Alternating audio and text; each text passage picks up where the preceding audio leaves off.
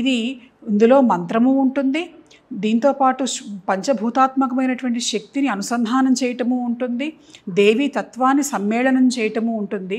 ముఖ్యంగా గురుకృప గురుశక్తి అనేటువంటిది ఈ ధ్యానాన్ని ముందుకు నడిపిస్తుంది. అంటే ధ్యాన మార్గం అంటే మామూలుగా చాలామంది కళ్ళు మూసుకొని ధ్యానం చేస్తుంటారు ఎక్కువ మంది. సో ఇది కళ్ళు తెరుచుకొని చేసే ధ్యానమా, కళ్ళు మూసుకొని చేసే ధ్యానమా? సాధారణంగా ఏమిటి అని అంటే ధ్యాన మార్గంలో ఇప్పుడు నేను మీకు చెప్పినటువంటి దాంట్లో సూర్యబింబాన్ని చూస్తూ చేయటం, దీపాన్ని చూస్తూ చేయటం, అంటే చూస్తూ కూడా మన ఏకాగ్రతను నిలిపేటువంటి ధ్యాన మార్గాలు ఉన్నాయి.